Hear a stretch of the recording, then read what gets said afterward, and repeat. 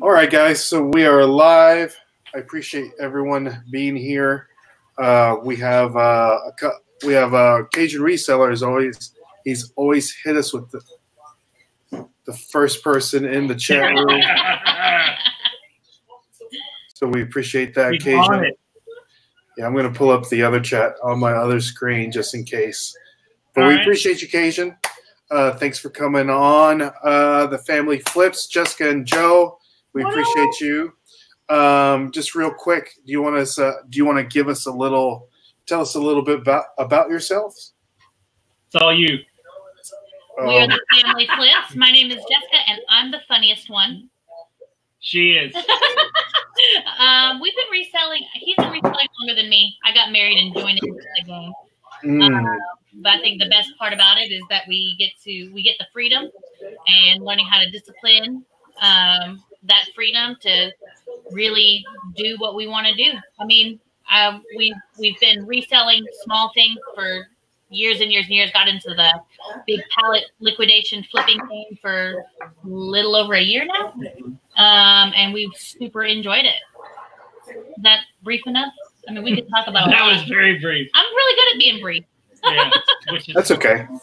No issues with that. So, guys, if anybody in the chat has any questions for Joe and Jessica, make sure to put it down there. We'll try to answer those to the best of our abilities. And I just wanted to tell you guys I really enjoy your channel. It's the one thing that I really enjoy about your channel is all the really good content that you put out about, like, not necessarily like showing off the stuff that you get from your liquidation pallets, but the just like almost like the encouragement, and then just like a lot of tips, like like the one, Jessica, you did about, the different kind of pallets to buy. Yeah. And then you were like, I think you guys had another video about, are you treating your reselling like a hobby or like a business? Like, I really enjoy those videos because it kind of like, I don't know, it almost like puts the mirror in front of you as a reseller, and like that's exactly what we want. It's like asking, you ask yourself those questions, like, well, am I doing this, or like, what's going on, and you have to like audit yourselves. Well, I think a big part of growth is being able to ask yourself those really hard questions, and I think that's what we've done. We've really had to do that, and we want to be able to help other people succeed. Because asking ourselves those really hard questions and really trying to make, this is not just a hobby for us. This is what feeds our family. We're building a legacy with this. And so we want to be able to do the very best job that we can. And that means looking at the things that don't make us very good business owners. Mm-hmm. We've made so many mistakes. And we've paid for them greatly. And if we've already made the mistake and learned from it, we don't want other people to have to go through that. There's plenty of new mistakes to make. And we want other people to make new mistakes and learn from new mistakes. And they don't have to. If we've already gone through it, nobody else should have to. Yeah, that's great. And we, as a reseller, I appreciate you guys passing on that knowledge. I think a lot of the majority of resellers are part-timers. Yeah. They all strive to be a full-time reseller, but like, it's a scary thing. It is, because there is no security of knowing, like, next Friday you're gonna have this much money deposited into your bank account. Like, it's like if you don't perform as a reseller, like, you're done. Like, I remember, like, there was periods of time where, like, we were having to go to the grocery store every single day to buy food for that day with the sales that we were having. Like, it's been a process for us, and we've learned a lot of through mistakes and trial and error. And I think really, like, I'm glad that you said that, because like, we've been having all these conversations really about the direction for our channel, which we're going to be doing, a video about that here soon, about, where are we going? What do we stand for? Like, what do we want to be known for? And I think it's really to provoke thought, to really look at yourself as a human being and be like, oh, like, I've never really thought of that before. Let me take a look at myself and see if this is something that I'm doing or that I need to be aware of. So That's awesome that you said. That's very encouraging. Yeah, I'm so glad that you said it. Like you said, all the good. way. Like, It's on the right track. Yeah. Good. Well, I know I get a lot out of it all the time. That's why I enjoy watching your videos. Yeah. Not just, learning the fun stuff, but learning, the stuff that necessarily you don't want to hear. Yeah. That's how you know who your true friends are, like you say in life, when they tell you stuff you don't want to hear. Yeah. So kind of goes to that. But let's get to the chat a little bit and see. We have our boy Chris with Thrift BCQ, one of our moderators on the channel. He's dropping all the links, so make sure you guys subscribe to Family Flips. Jessica and Joe, they have great content on there. And like I said again, I can't stop saying how awesome I enjoy your channel. And our boy Ace B, he's a good friend of mine that another reseller in the area that he just resells like on Facebook and stuff like that. He does like cars and cool. stuff like That's that. So cool. he's got a pretty big. He's got a channel. So if you guys check out Ace's channel, it's pretty cool. Yeah. And the link I'll post. drop the link there. I used to live in Nashville. I lived in Smyrna. Yeah. 2.5 years, and I was a general manager for Cracker Barrel there at the Harding Place location.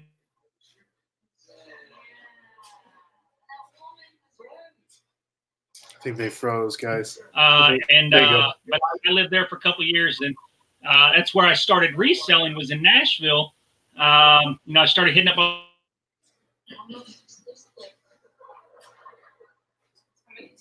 the Goodwills buying there in Nashville. So like if you buy it from them online, you can go and pick up from the outlet and save on shipping. So that's kind of where it all started. Oh, nice. Nashville. Nice. Now, how'd you get to Nashville? My previous wife, she was kind of going through like a midlife crisis. She always wanted to, I wouldn't even say a crisis, but she had a dream where she wanted to be an audio engineer. She always had a love for music, and she wanted to go to audio engineering school. So, I'm like all about trying to support whoever I'm with. Like even my friends, I want to support them the best I can with, like really supporting in allowing them the opportunity to go after their dreams.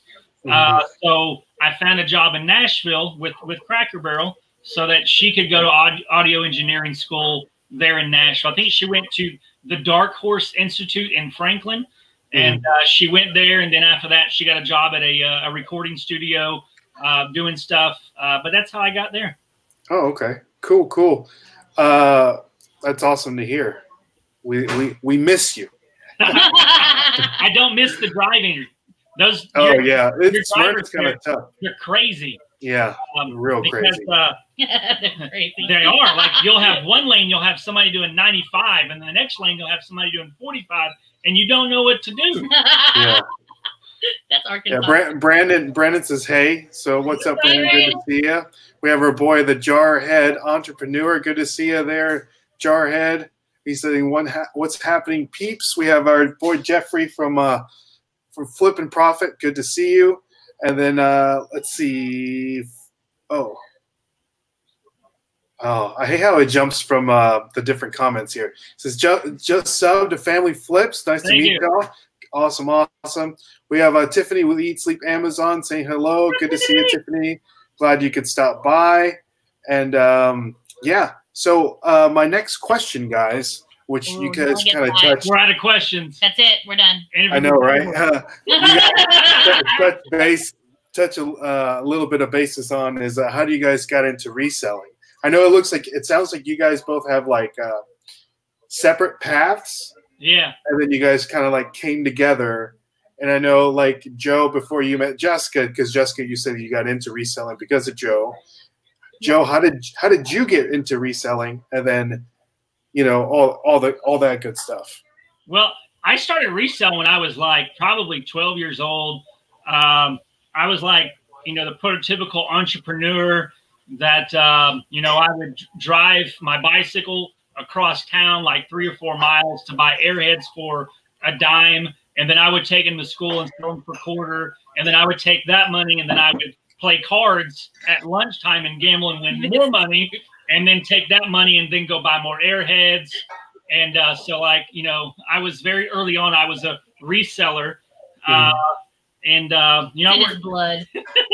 You know, I was to do with the lemonade stand in the neighborhood. Like whenever there's construction, I was setting up lemonade stand, or like, you know, hustling my parents for money, you know, doing that sort of thing. But I guess as a, do you want the long version or the short? I mean, I'll take whatever version you give me, Joe. Yes, it could. So yes. it originally, like, and then there's that, and then it started when I when I moved to Nashville. My previous wife, we went from 2 incomes down to 1, and as most people, like the average American outspends their income by 1.5%. So if you can imagine going from 2 to 1 income, I'm like, we need more money. We just bought a house. We just moved to this city that's expensive. And so I just started selling stuff around the house, like calculators and DVDs and books. And then I just sold all that stuff around my house on eBay. And then I was like, I need more stuff. So then I don't even know how I got it. I started off with women's jeans. And, you know, there in Nashville, there's all these different thrift stores. You got the Goodwill over in Brentwood. You can get all kinds of, back in the day, you could, I don't know about now, but you can get like, you know, $100, $200 pairs of jeans for a couple bucks. But I would, on my days off, I would go to all the different thrift stores and I'd buy as many women's jeans as I could. Why women's jeans? I have no clue. No clue. I'm not even a style dude. I just knew to look at the butts. I'm like, oh, that's a cool design. And but then I got caught. I'd be walking around the mall or wherever. I'm like looking at people's butts. I'm like, I know that's those are Citizens of Humanity jeans. I'm like, those are nice jeans. And $100 jeans over there. Yeah. I'm like, you want to sell them? Like, you gonna clear your closet? So it just started with that, and hey, it happened. But they were so much work, you know, measuring the hem and the rise and finish line, like women particular about their jeans. So you couldn't just, you had to do measurements and stuff. And yeah, women's got a lot of different curves. And I'm like, man, this is a lot of inventory, you know? And then that's when I was in Goodwill one day and I heard shopgoodwill.com commercial blaring over the intercom commercial. And I was like, what is this? So then I looked on there. I was like, you can find all kinds of stuff. So then I was buying stuff and I had no idea what it was like. And I'm like, this is too much work. Like, this is hard. And, but I don't know, one time they had like a box of cell phones for sale there at the Nashville location. And I found like they're easy. You could take 5 pictures. All the information is already in the eBay catalog and they're small. Like it didn't take hardly any time to list. I didn't have to get my tape measure and measure the rise and the crop and all that stuff. So I'm like, phones. But then I got promoted to general manager and like, you know, more than, you know, almost tripled my income. So I'm like, I don't need to do this anymore. Yeah. But then I missed home, you know, I wanted to get back to Arkansas. So I moved back to Arkansas and, my ex-wife, she wanted a divorce around that time. So, you know, I went through like I don't know, like I was discontent in life and, you know, I hated the corporate world in the essence that like, I don't really go with the grain. Like I don't go with the flow. I'm kind of go to the beat of my own drum. Like I want to do my own thing. So working in the corporate world, like I played very well when it was just me. Like I rise to the top. Like, but I didn't play very well as a team member just because of I was very independent. I knew it all, yeah. And you were wrong. And it's like, you know, I went with Cracker Barrel. They have what is called a SAM program. Like you, in order to be a general manager, you have to go to, it's called Senior Associate Manager Training.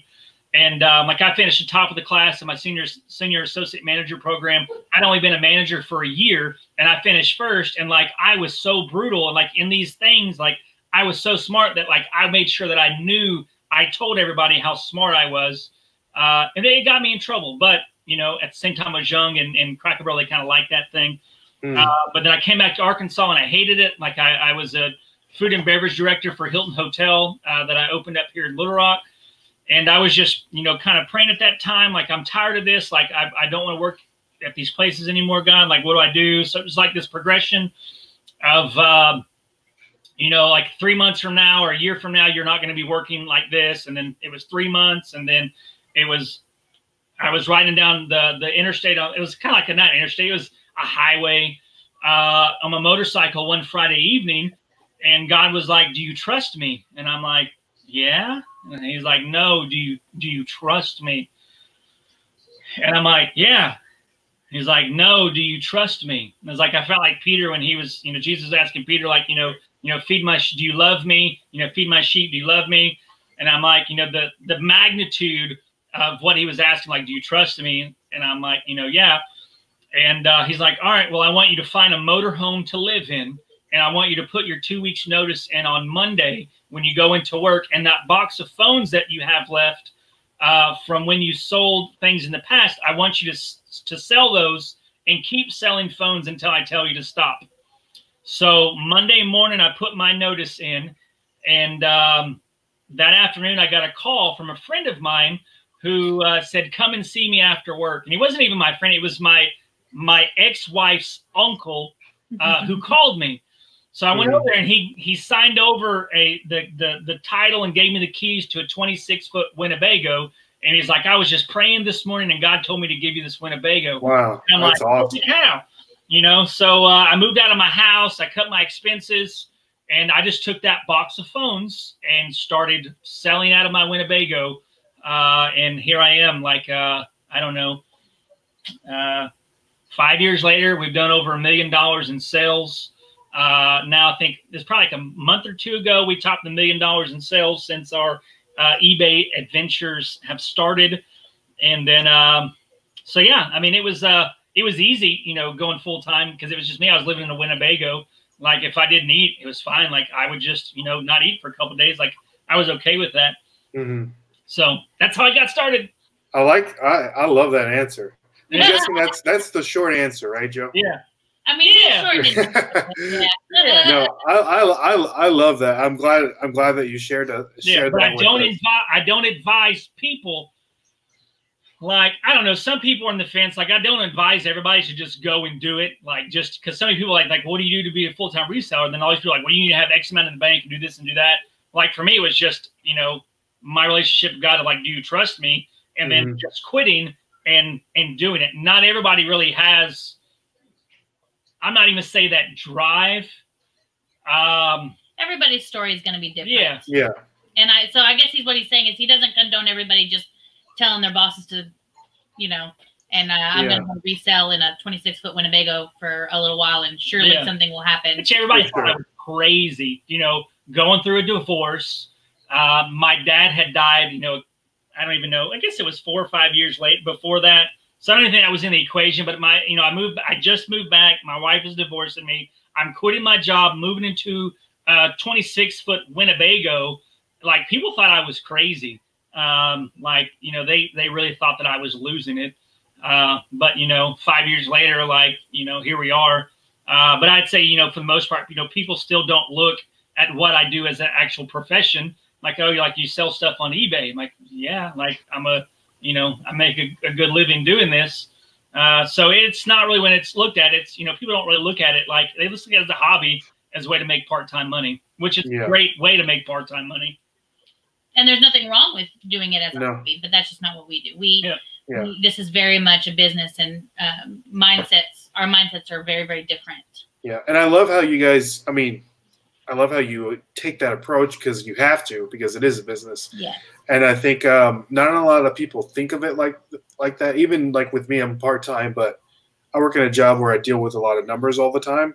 And so I always am constantly thinking about numbers whenever I'm going and sourcing, going and, shipping stuff out or whatever. Because, growing up, you always have that friend that wants to con you into joining a pyramid scheme, and then you ask them about the numbers and they don't know anything about it. So I think that's usually such. They know. They'll get them on a call. Yeah. So yeah, I appreciate you guys, even on your live streams and videos, how you're always like saying all these numbers, which I appreciate that. And I'm sure other people. My mind is like a mathematical equation. Yeah. It's amazing to me. He's so, his mind, it's like so lit. I am not, I am the other end of the spectrum when it comes to things. I start off as the unsupportive wife. I hated reselling. I wasn't even one of those ones that's like, okay, you have your thing, Go ahead and do your thing. I was like, when are you going to get a real job? Because I hate not knowing when our paychecks are going to be. Like, I'm very like, I was like, I quit teaching preschool for this. Like, what are we doing? Like, what is going on? You know, kind of thing. And so, yeah, I have like, my story is like very, very different, like in this scheme of things. But I don't know. I had a heart change. A lot of things happened. Communication. We learned how to communicate and everything like that. And now I do have an entrepreneurial heart, but it's just not numbers based. Like it's different to do the numbers, but I'm really good at brainstorming and expanding and trying to keep us like, I'm really good at balancing the trying to get outside the box, but also to keep us grounded. Like I'm really good at like, okay, like Joe is one of those people. He's like, let's do this stuff, all of it. And I'm like, hold on now, hold on. I love it. I want to do it, but we can't do all of this, but we can do this. Let's start here. That's awesome. I mean, I know I've been married for years, and my wife and I we're very different, but we come together, and you know, I love how marriage can do that, make us whole. You know what I mean? Yes, it's beautiful. Yeah, for sure. So I'm gonna get back to the chat a little bit because we got some good stuff going on there. But Jeff was saying that he also likes to look for jeans or look, you know, around town. That's an excuse to look at girls. Yeah, right. So Cajun Reseller has a really good question. He has a really good question about the liquidation pallets. Yeah. He says, do you have a warehouse to get liquidation pallets delivered? We did. We did back in January. And we would buy truckloads of pallets. And it got to a point where we were getting away. This is one of those things where we ended up closing down our warehouse because we didn't think a few things through. And that's one of the reasons why we do these videos. Like we make, like, you know, we ended up buying 24 pallets of Amazon small box. Was it 24? Yeah. And we were like, this is a great idea. We get 1,000 items in here, but then we realized we can't move all of these online. Like 25,000 items, but probably 60% of those were less than $10 items. And so then it's like, well, we can't sell these online because it's, I mean, just the fees are going to eat it up. We had to figure out how to move these items. We ended up doing a bin sales, which were great. We were making great money off these bin sales. And the problem was that our big the big reason why we're doing this is so that we can have the freedom to be with our kids and to have time with them. And we ended up having to open later. And we ended up having to, because it was like winter time. So it was really, you know, it was getting dark early. So we'd have to have longer hours. We'd have to open up on the weekends. And next thing I know, Joe and I were like, we're not happy. Like, we're making money, but this is miserable because we don't have time for our family. We didn't have time for our friends. It sucked. So that's why, like, we always say, like, know your why. Like, why are you doing what you're doing? I mean, we could have kept it up and we could have kept doing it, and we would have been like, why? How did we end up here? Like, how did we get here? So when we were revisiting our why, we were revisiting our goals. We were like, the only logical way to do this is to shut the warehouse down. And so we did. We still order pallets. We just ordered them smaller. We end up paying more because you can't spread the shipping as far. And we pay a liftgate fee, and we actually have it delivered to we have a residential fee and a liftgate fee, and we have it delivered to our garage. And we do it that way for now. That doesn't mean that we're not going to open up a warehouse later, but we are definitely going to learn from our mistakes and be more prepared. For sure. Great. That's great information. And let's say hello to some other people that joined us at Commonwealth Picker. Hello. Good to see you. We have Brian Winsorendo Designs. Good to see you, Brian. Glad you can make it. We have Flipping Hustler. Good to see you, brother. What's up? And yeah, for sure. And I think that answers the question about there was a question out there about having liquidation pallets delivered to your home. Yeah. Which is you pay the liftgate fee, and then what was the other fee that you said? Residential fee. Residential fee. They're $40 each, but it really depends on the company that you use, the courier service. So, like if you are in a residential area, obviously you're going to have to be strategic in what you do purchase. because if you're residential, you're probably going to be stretched for space. So like if you're residential, like you're probably going to want to order at least 2 to 3 pallets at a time to take advantage of, because it's still only a one flat residential and lift gate fee. So like the more you purchase, like it may cost you $400 to have 3 pallets delivered, whereas 1 pallet's going to cost you $250. So like you're just getting less. I can't imagine, my brain is done. Long Sunday.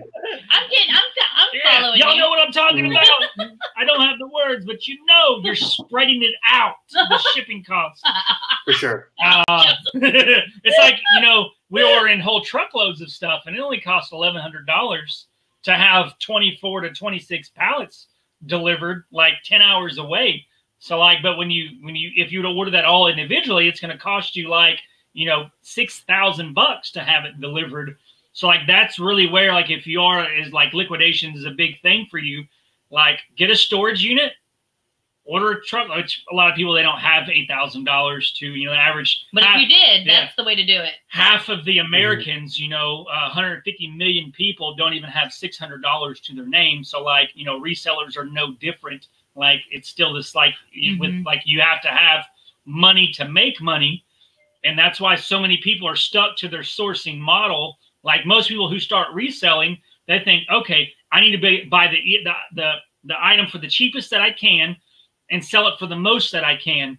But it's really like, you do want to do that, but you really want to buy the items that sell the fastest, so that you can put your money cash flow and get it fast, instead of like having spending. It is great to have long tail items that take a long time to sell, that would make you a lot of profit. But what good is the money if it's sitting on your shelf? Yeah. You know, it's like people telling me I got 4,000 items in my inventory, and I'm selling 6 items a day. I'm like, that is crazy. We don't even have 800 items, and we're selling 15 to 30 items per day.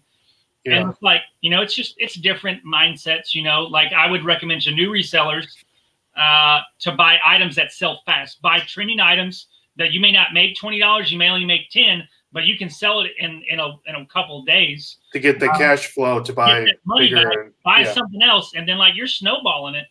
I don't think it's as important if you're just doing it on the side for fun, or, you know, just to make a little extra money. But if you're trying to make a business out of it that's flowing, the more money you got moving through your business, the better. Yeah, for sure.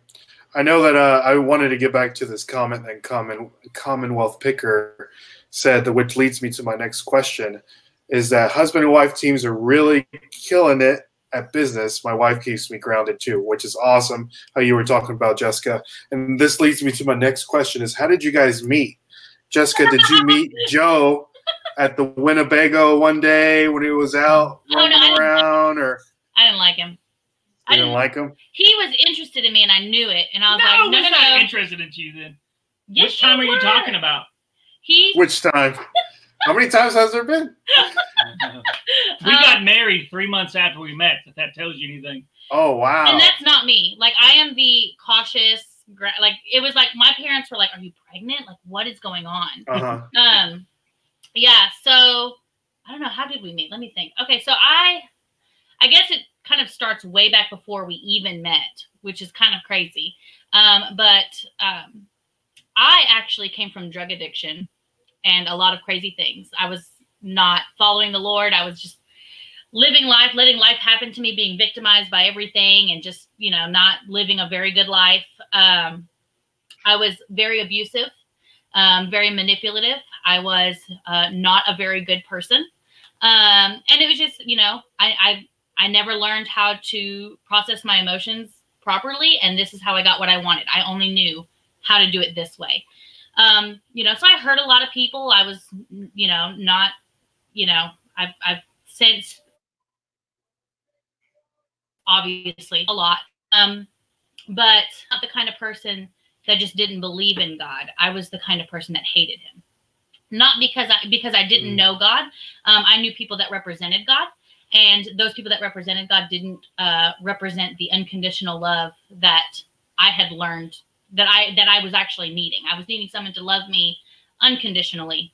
And so one day, gosh, man, I don't even know how much I want to tell about this story. It's good, but it's like a lot. I had dreams about a purple-headed girl. Yeah. Oh. Probably 6 months before I ever met her. I'm talking about like for real, for real? Yeah. For real. I never seen her wow. face, but I just had repeated dreams about this purple-headed girl. We were doing stuff like in the dreams and like looking at houses and just you know, couple dreams a month and about then a purple-headed girl. He ended up giving me these letters after he proposed to me, which was like a week after we met. But he ended up giving me these letters that were addressed before I was saved, before I knew Jesus, before I knew anything about it. It said letters, and it said things like, I love the way that you are with children. I love how you love God, and that you, you know, you never want to disappoint him, and for that you won't. Like there's these beautiful letters that he wrote while I was out in the world hating God and doing drugs and, you know, just being not a good mom to my oldest and, you know, all of these things. And I get it on October 26th of 2016, my friend had invited me to church. And for some reason, I said yes. I don't know. To this day, I'm not even really quite sure why I said yes. And and she was actually surprised when I showed up. Like she, okay, meet me at this McDonald's and we'll just ride together. And I'm like, sure, okay, that sounds great. And I actually showed up. I was surprised that I even showed up, you know. And she was surprised. And we show up, we go there, and it's like that whole day was just made for me. It was just really bizarre. Like the weather was perfect. All the right songs were on the radio. I don't think we hit a single red light that day. I mean, it was just crazy. Like it was like, why is this day going so well? Like, I'm like, something's going to happen. Like, I'm like waiting for the shoe to drop. And so I'm sitting there and I'm sitting in church, and at the very end of church, there's this pastor, and she gets up there and she goes, I know this is weird.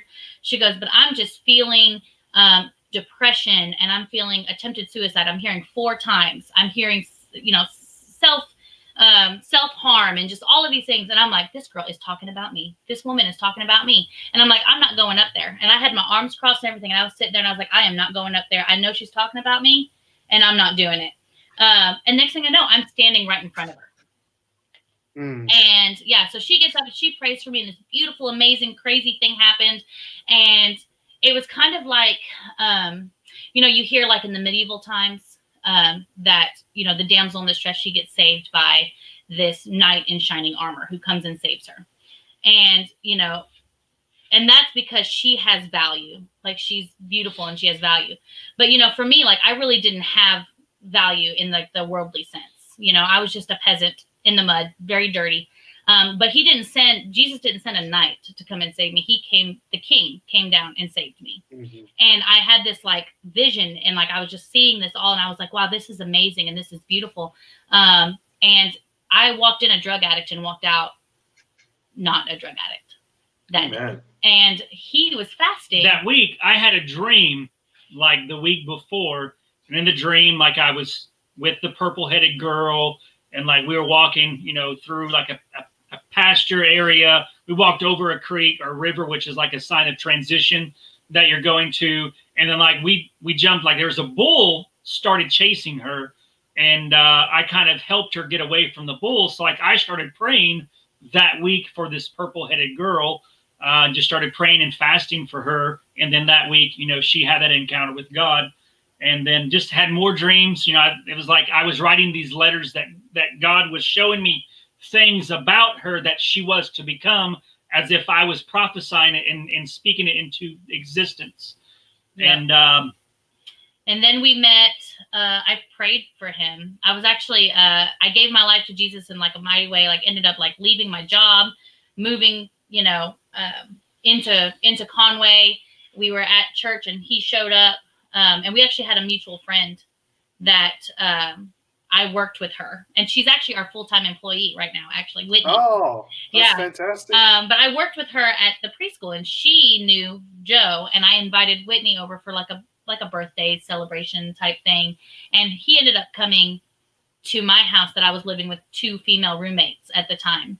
And I ended up telling my testimony, and I thought he didn't like me because he was just sitting there like all staunch and serious. And it's because I was like, this is the girl that I've been dreaming about for like the last I had purple hair, but 6, no dreads. 7 months. I'm like, this is crazy. And I'm like, he does not like me. Yeah. And so that's how we met. And then I guess the next week was my actual birthday, and he sent me flowers, which were very significant to me.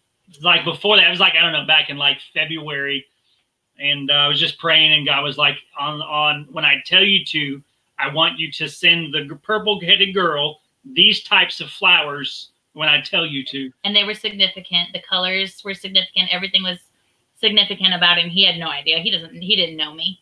And then, yeah, 3 months later, we got married. And then he was like, oh, by the way, I'm a reseller, and I resell full-time and all of this other stuff. And I'm like, what? And he's like, I want you to, you know, quit your job and resell with me. We'll be free, and we'll do all this stuff. We'll have time and all this stuff. It was awful. It was real. Obviously, it ended up okay, but it did not start off very good at all. That was a terrible decision. That's awesome. And how long have you guys been married? 5 years. 5 years? No. 4 years. No, 4 years. How old is Lucy? Lucy is 3. 4 years. 4 years. 4 years. September 12. And how many children do you have? 3. 3? That's awesome. 7, Congratulations, 1. guys. Yeah. That's awesome. I know. Thank you for sharing that story, Jessica. I appreciate that. I know everyone's loving the story. You know, I'm like, how much is yes. I don't know. No, you tell it, girl. I love it. You know, everyone is loving your story, your testimony. We appreciate you sharing that.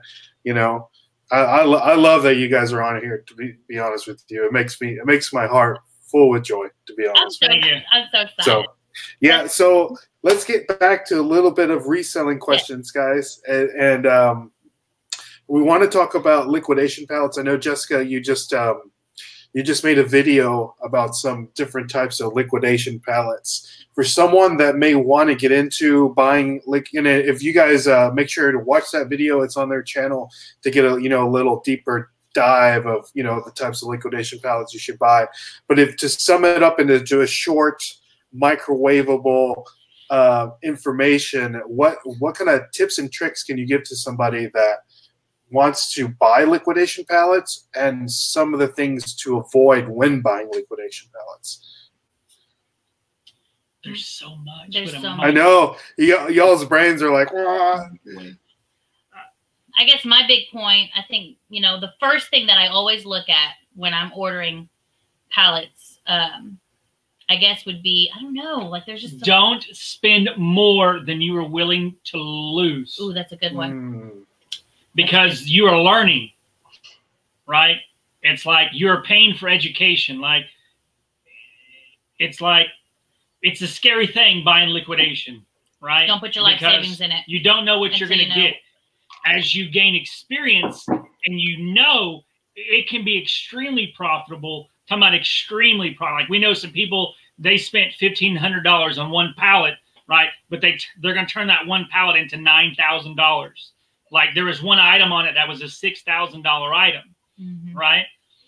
But like you're learning. Like I would say, you need to research like as much as you can about different places. Talk to people. There's a group called Product Sourcing 101. It's a Facebook group. And all I do is about liquidation buying and stuff. But like if your first pallet, like you should expect like you're gonna make some money. But like, don't expect to get your normal margins because this is a brand new experience for you. Practically speaking, know your conditions. Call your person, whoever, before you even bid on auctions, find out how they condition their items. Find out what are all the fees. Know all the fees ahead of time. Don't be surprised by, oh no, I need a listing fee. I had no idea. Like you need to know exactly how much you're going to be paying before you hit that bid button. And I would say there's another one probably, but I'd say know how you're going to sell it. Oh, because that's the other one. Not all of it you're going to be able to sell online. It's like, I was talking with Rake and Profits just recently, and we even did a video for him. And like, he bought a bunch of pallets that were small box. He's like, Joe, I don't even know how to move these because they're all like under $20 items and they don't even fit my sourcing strategy. And I'm like, yeah, Steve, that's like So you got to know like how you plan on selling these items, and then know like what your sourcing strategy is and how you're going to sell so that you can buy items that you're going to be able to sell in the channel that you want. Like, don't, like if you sell on Amazon, don't buy liquidation lots or pallets, whatever, and expect to sell on Amazon. Like that will get you suspended in a heartbeat, just like it did us. We're still suspended. And, but like, you're going to have items that like, you know, that you're going to be able to sell locally, that you're going to have to, because it's going to be big items. It just really depends on what, because there's so much diversity in what you can purchase. I mean, there's just so much. Like I would just say, start with a lot. The margins aren't going to be as good, but yet you're at least going to get a smaller amount in, and a manageable to where you're not having to pay, you know, the big shipping cost fees. But that way you can know and expect like, oh, these are kind of these conditions, and this is how I can sell them. But you can still, like, we order lots. We order lots of lots. Lots of lots. We still order lots of lots because it fits into our sourcing strategy, which it's still liquidated goods, but it's just smaller lots. Lots of lots. That's good. I know Cajun Reseller had a question. Do you guys, do you ever have a garage sale to get rid of your inventory? We need to, but we don't want people to come to our house. Yeah. Oh, yeah. Yeah, we are still, you know, remember we had that warehouse. We ordered the 24 pallets of small box, and we have bins of them in our death pile storage unit. And we're actually hoping to find a flea market booth to try to rid ourselves of some of this. So that's kind of our tentative plan. We're on it's a bad time of year to try to get a booth. So the one place that had vacancies, they didn't want our stuff in there. They wanted the more high expensive, like antique items. So our Amazon didn't. I think it would have fit, but it's not our. You know, it's not our. I would love to like. I just don't want people coming to my house. Like this is it's a sacred place for us. I mean, especially with some things that we have going on. Like we don't want people to really know where we live. So like inviting people to come here, like we don't like. Nuh-uh. But you can buy certain. Like if you don't care. Like we live out in the country, you know, it's like we live on a dead end road. And like, there's no, like you get down here, like, you know, but if you're like, you live in a very populated area where it's safe, like it'd probably be okay. Like, but people buy certain items to sell for garage sales, and you can make lots of money. Like there's it's an Amazon small box pallet, but they're 6 feet tall. The pallet is, and they have probably 1,000 to 1,500 items in there that, depending on the liquidator you get it from, you can get them anywhere from $600 to $900 each, right? So even if you sell the items for $2, granted, there's going to be probably 50 items in there that are going to be over $100. But there's probably also going to be 700 items that are going to be under $10 that you can sell for $2. And even at that, like you're going to double your money just from selling 700 items at $2. At $2. Like a garage sale. So like you can do it, but it just goes into how am I going to get rid of it? How am I going to move this? You can get creative. You know, there's a lot of different ways that you can like, you know, move items. Some people will lot up like items and sell them as a lot. You know, there's a lot of things that you can do. But we've never had a garage sale for that reason. But I wouldn't say that would be a bad idea. It would really throw a kink into our process. Like right now, like we've thought about it, and like we're going to do it on this date. But then I'm like, the more I got to thinking about it, like it's really going to disrupt our workflow.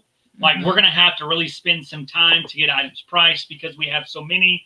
Like if you were to do it over the course of a couple months to build up to it, then that would be fine. But if you get a lot of items, it's going to be really hard to do. I know Cajun earlier asked what was our most expensive item ever on a pallet. Yes. It was, there's been several, you know, $600, $700, $800 items. One is like a 3D printer comes to mind. Under the counter ice maker. Now things that we could sell or things that we couldn't sell, because there's some. We got like a $700 used sex doll one time. We did not sell that. Is nasty. We threw in the dumpster. It had been used. Oh wow! No, had hairs in places that were not native to the doll. I don't know why you didn't say it like that. Like, so that they can feel the lewdness of the situation. It was terrible. And my mother-in-law was the one Yeah. that found it. She was like, Oh, what is this? And I look over, there's like some big boob doll like that you couldn't even get hands Joe. on. Yes, I put my hands on the boobs. I'm like, are they real, like, filling? Oh my They God. were real filling fellas. So if you're striking out with the ladies, Amazon does sell them. I'm sorry. I'm so sorry. Oh my God. that's great. We're all adults. You don't know. We are all adults. That is Um, true. I just wanted to say some hi to some people in the chat that we didn't get say hi to. Hello, Adam. Good to see you. We have a Bluegrass Picker in the house. Good to see you. Let's see who else we have in here. Dun, dun, dun, dun, dun. I know a couple people stopped in. We have Justin. We have Marie. Good to see you guys. Glad you can make it. We have Hey, Swamp Picker. Hey. We have Grateful. Yes, sir. Oh no, you're good. I was gonna tell Cajun, just wait until springtime, and we'll tell you when to watch, and you will be like laughing. That what? Well, that's very vague. He wasn't expecting. So like we've got more stuff to share, but it'll come in a later for day. sure. Yes. Grateful Queen, good to see you. Glad you can stop by. We have Swamp Picker in the house. Good to see you. Now, that you were talking about, I know in your video about pallets, Jessica, you mentioned condition. Could you elaborate a little bit better on the different conditions of different pallets? I mean, every liquidation, like every place they have, it's a little bit different. But I mean, I guess there's like this basic main categories. I mean, you've got overstock, which is going to be items that they I mean, it's exactly what it sounds. They're not returns. It's just items that maybe they had too much of, or the manufacturer made too many of, and they need to offload it because storing items is expensive. Also, disposing of items is expensive. So for manufacturers and retailers to take those items, put them on a pallet, and then make a couple bucks off of it, is ideal for them. They're at least going to make something instead of having to spend money. So that's really what overstock items are. Those pallets go for ridiculous amounts of money. And you'll usually find those items in places like Ross's or, come on. Marshalls. Yes. They're the largest resellers because they just buy last season stuff and then wait a year and then put it out. It's very hard to compete with that, So that's usually where you're going to find all of those pallets. You'll have shelf pulls. Which shelf pulls are my favorite because they haven't been in a customer's hands and taken out of the store. They may have been on the shelf, touched by a customer. They may have been in the warehouse. You might find even some damaged items, damaged in store. They may even be display items. They could be items that the box was damaged in shipping or transit or whatever. Sometimes I've had pallets of shelf pulls that, like, you can tell, like a forklift or something just went like right in there, and then they just throw out the whole pallet because the integrity of the item is now at stake. So they're just gonna. We've done well with those. You can expect damages, but there's not going to be as many. And then right underneath that would be returns, customer returns. And so those obviously are items that have gone home with a customer and maybe it was the wrong color or it didn't fit right. Or, unfortunately, sometimes there's cases of return fraud where, they're just trying to get something for free. And then I bought a pallet of customer returns, and there was this, the box on the outside was like a $150 diaper genie. And it looked really good. I was like, oh, we could resell this really, really well. We opened the box and it's somebody's like used diaper genie. Nasty $35 one Baby from Walmart. doo-doo on the side. Gross. Yeah. So naturally we couldn't really resell that. So that, there's also return fraud. There's a danger of that. Yeah. And then with those, it's important to know like .com returns or in-store returns. Yeah. And that's really going to be specific to like Walmart and Target.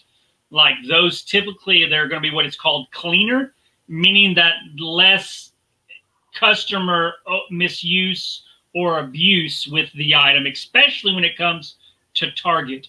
A lot of times with those, it's undeliverable items that the address was wrong. They didn't pick it up. It got sent back, or the corner of the box may have been damaged during transit, and it just gets sent back. And honestly and truthfully, if they can't guarantee the quality of an item, they're just not going to bother reselling it with these major retailers. So, you know, it could just be it didn't make it to the customer. It ended up going back. They don't know who's touched it. They don't know who's opened the box. They don't know anything about it. So they're not even going to bother reselling it. So with .com items, you have a better chance of them being in better condition than in store. So that's I think that is an important thing. And then the last before that, on some also with customer returns, some retailers will grade them like A or AB or C. Don't really trust those. I would ask questions. That's where you get in like the product sourcing 101 group. Like if you're looking at a particular retailer, ask the questions in the group. Like, have you had experience with these? Like, tell me about the grading thing, because there's lots of people who have purchased them before that you're going to want to know. Keep in mind, A, B, those are cosmetic based. So basically they look at it and they're like, oh yeah, that looks really good. But they have no idea what's happened with them. You know, so it's not quality A, B, or A or C. It's cosmetic. What does it look like on the outside? So I think that is very important to know. And the last one is salvage, which basically and a lot of, and this is where you need to ask questions too, because a lot of liquidators, they're just going to put salvage on it regardless to protect themselves. Right. That makes sense. But there are some places that don't do that. So that's where you have to ask questions. Find out. Liquidators are different on how they process. And those are liquidators that. And it's really the liquidators, the liquidators itself, they don't grade them. They're typically graded from the retailer that they came from. Okay. So like Amazon will issue a certain grade. Like there's one center that certain returns go to that they grade a lot of stuff as salvage. You know, and it really just depends on the retailer, because obviously they're going to want to get the most money from the liquidator. So they're going to want to grade it proportions so that they can get more money. Right. Yeah. And but salvage basically means they can't guarantee anything about it. It could be a whole bunch of decent stuff. It could be stuff that doesn't work. It could just be stuff that's scratched up. It worked right. You just don't know. And there are times where salvage pallets would be appropriate. And, especially when it's stuff that you could part out, like I couldn't sell the blender because it didn't work, but I could sell the carafe. I could sell the replacement. I just took everything apart and sold what I could. I remember once I bought a pallet of home goods, like appliances and stuff. And I would take all of the stuff, get the best of everything. And then I made like a really great coffee maker that we could sell for really well. And then whatever didn't work, I tossed, and then I parted out like the filter and the carafe and, all of these little parts, because people break stuff all the time and they'd rather pay, I could make, $3 or $4 off a replacement item instead of nothing. Yeah, for sure. And we've great tips with some salvage pallets before. Yeah. And we've done bad. I wouldn't suggest it for a new pallet flipper. You really have to, even I am very cautious about it, and I've been doing it for a while. I wouldn't suggest, if you can get shelf pulls, that's your best bet. Yeah.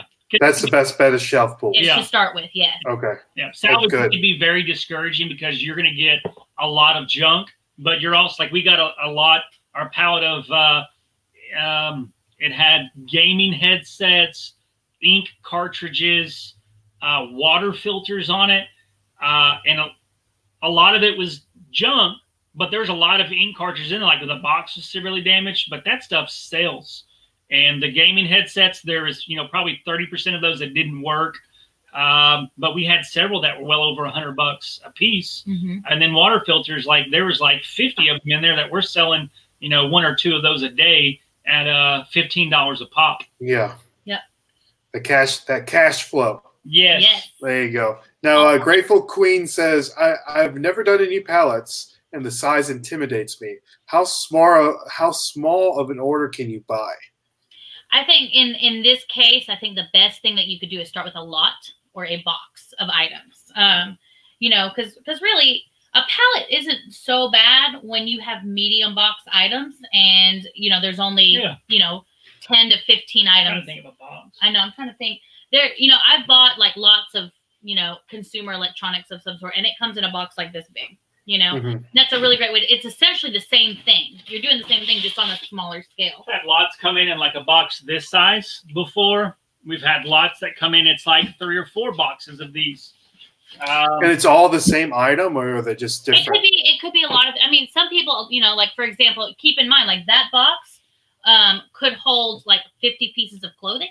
Yeah. Or it could hold 4 or 5 nice light bulbs. Yeah. So, you know, it's really not about size. It's about the items that you are purchasing. I know, gotcha. Like Quick Lots, they sell smaller lots of items that you can buy, that it's usually mixed general merchandise stuff.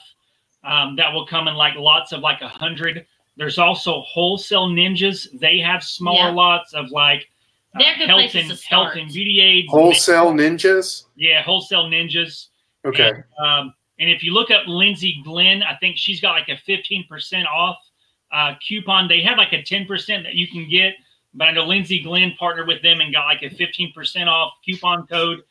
So you can do that. And you can watch, she did an unboxing video. We were going to do an unboxing video with them, but I think we're just going to, you know, I watched hers and I'm like, I don't even like, she did 4 or 5 boxes of stuff. And I'm like, you can make money on it, but like for where we are and what we can do, I'd rather put that money towards the other stuff. And then even further with what like Grateful Queen said about, is it all the same thing? Is that a lot of times with these lots is that there'll be liquidators, or there'll be there'll be resellers on a larger scale that will buy truckloads of like Walmart stuff, and then they'll sort through all of the pallets and they'll sort all of the like stuff together.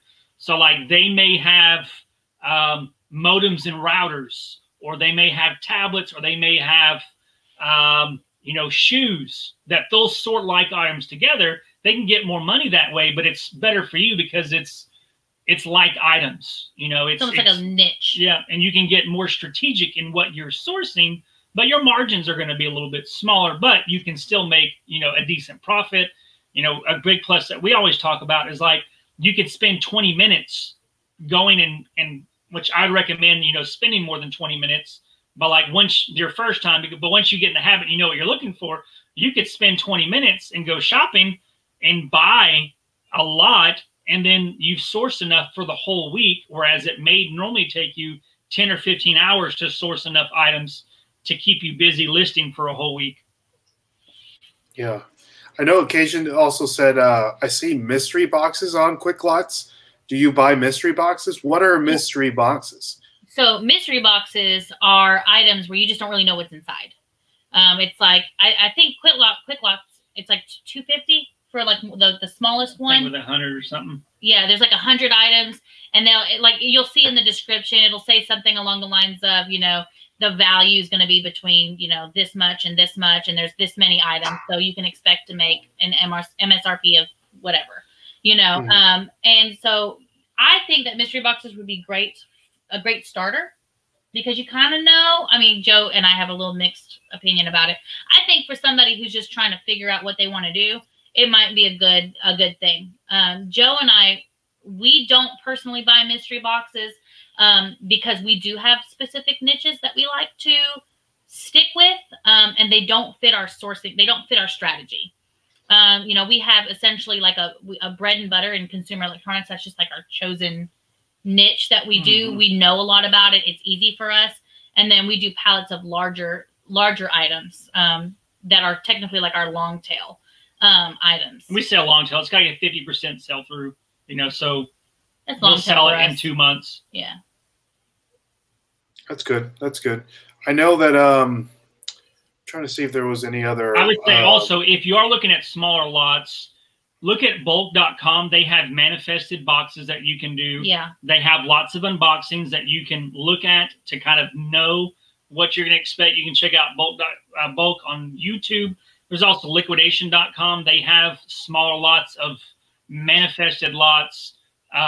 B-Stock also has lots of manifested that you can get with B-Stock, though, you have to have your reseller's certificate to be able to get on the website, to be able to look at what they have, to register. Whereas like bulk.com and liquidation.com, you don't have to have your reseller certificate, but if you want it tax-free, then you have to have your reseller's license. Okay. Okay. All right, cool. I know we're getting down to the nitty-gritty here, guys, and I don't want to keep you for too long. 15 more minutes, maybe 10, 15 more minutes. Okay, cool. And we have a couple other questions that we want to answer just right quick. And Tiffany from Eat Sleep Amazon says, are you strictly selling on eBay? eBay and Facebook. eBay and Facebook. Yeah, we are working on getting our Amazon account back, but when we do that, we are strictly only going to be dealing with wholesalers, and one of those mistakes we learned the hard way. Invoiced items, no retail arbitrage, especially. There's just lots of change happening with Amazon, and even with brands selling on Amazon. That I know Nike recently, they pulled out of Amazon. I suspect that they're not going to be the last major brand that pulls out of Amazon. Whether the question would be, is that category, is that item going to become gated or restricted for people? I don't know. But you don't know how that's going to go.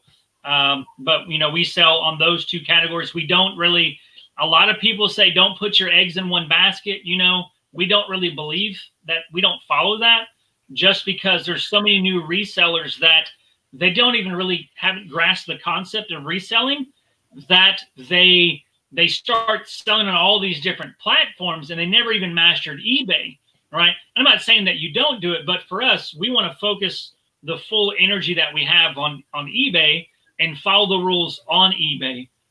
But that's our philosophy.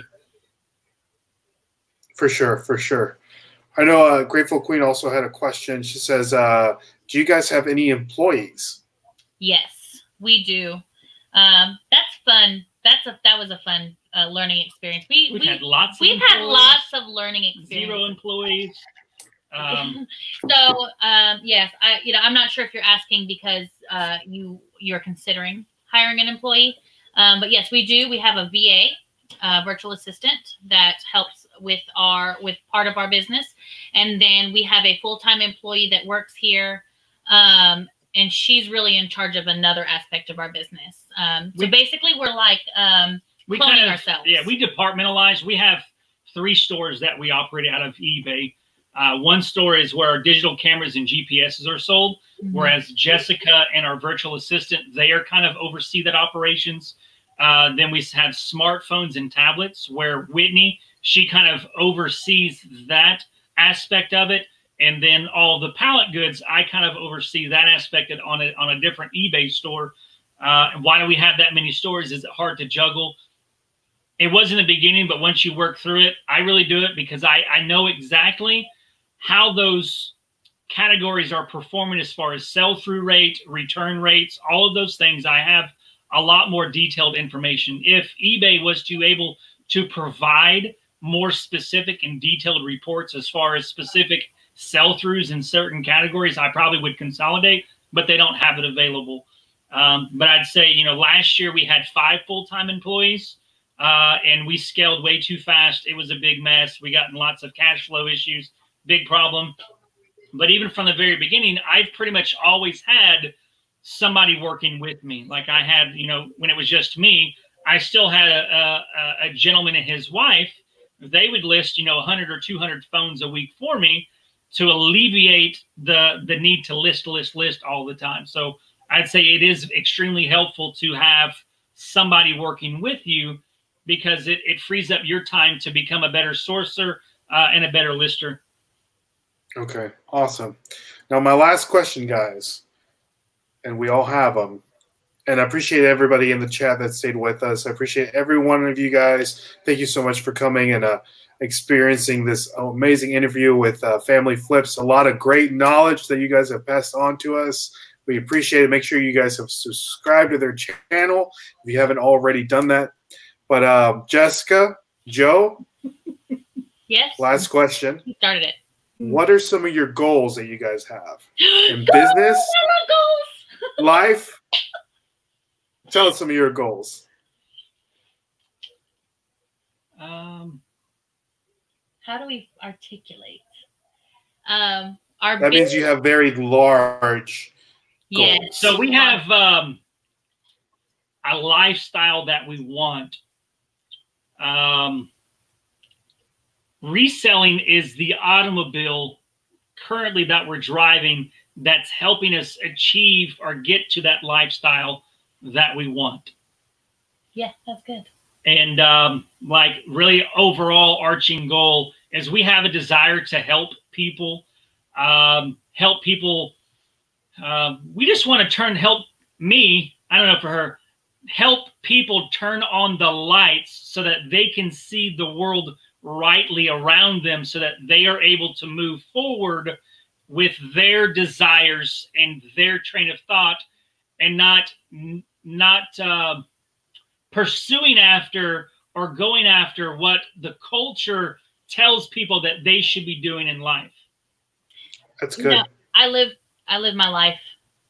You guys know a little bit about my testimony, but I live my life greatly deceived, feeling victimized by the world, feeling victimized by things that were happening to me, not really realizing that I could take control of things. And I could, not that I had to have control of everything, but that, mindsets they can set you free or they can bind you in chains, And I think one of the big things that Joe and I want to do, reselling is great because, in a physical sense, we're providing a legacy for our family. And if we get big enough, which we will, that we can provide jobs and we can help people get back on their feet, and we'll have opportunity to speak into people's lives. Joe and I are both ordained ministers, so we love to be able to help people through all of those things. But I think, for like our influence, like when we have influence, we just want to challenge people not to think something because that's what they were told. Like to ask questions, to say, well, why is it that way? Does it have to be this way if it's not working for me? And that's just a big, for me, when I went through some really intense therapy, I went through a lot of like really hard things and had to look very deeply into a mirror that I didn't necessarily want to look into. And I want that opportunity to be available for everyone, because it is available for everyone. And it has changed my life. It has given me everything and much more. And I just want to be able to give that to people. It's important. It's important that we're free. Amen. It is. It is so much more. It's like, that's ultimately it is free people from the mindsets that they have that they didn't even know they had because they were told to think that. Even in the realm of reselling, like people believe stuff about reselling because all these YouTubers tell them about reselling, but it may not even be. Then people just believe it as the gospel, but they never actually know why they actually believe it and if it actually even works. And so that's basically in a nutshell. That's it. It's goals. That's a goal. That's our life mission. There's lots of goals that we have that's going to create the opportunity to be able to do those things. So I think we answered your question, but we didn't really have a goal. But it's our vision, really. It's your vision. We have minor goals that reach up to the great vision. But all in all, we just want to live free, and we want to teach our children how to be free, and we want to change the culture. Awesome. I love it. Also, Tiffany, we like you too. Yeah. Yeah. Well, thank you guys so much for sharing. I appreciate you guys coming on. You guys were absolutely awesome. I know that we all can learn from your business and everything that you've done, so far. And like you said, learn from y'all's mistakes so we don't have to make those as well. Yeah. So thank you again, Joe and Jessica, for coming on. We really appreciate it. Dustin couldn't be here today because he actually is sick and has a stomach virus. Oh, no. So, but he got it from his little boy, which is he's had a rough time with he got hand, foot, and mouth one time too because of his little boy. But he's all right. He's tough. So yes, but thank you guys. Thank you to everybody that stopped by in the chat. Joe and Jessica, thank you so much again. do you have anything else that you want to tell the people? No, we just appreciate the support. I don't know if we leave you with anything. Yeah. Whatever it is. I like to talk with my hands too, Joe. It's okay. Don't let fear rob you from the true joy in life that you are after. That the fear of failure, the fear of success even, but just don't let fear or even other people's fears keep you from moving forward and starting whatever it is that you are wanting to do in life. Or just really go after that, because that's where you are really going to find the freedom and joy in life, is when you are going after the things that you really want in life. So that was good. That is good. Look at you, Joe. Awesome. Well, thank you. Thank you so much, Joe and Jessica. Thank you so much for everyone in the chat. And my name is Ray. His name is Dustin. I can tell you're in the South. Yeah. Because we have us Southerners, if you're from up north, in the South, we like to say goodbye multiple times. I know, right? Say goodbye. That's funny. Yeah. All right. Well, thank you guys so much. And we appreciate you, Joe and Jessica. We appreciate everybody in the chat. And have a good night. And we'll catch you guys on the flip side. Peace. Peace.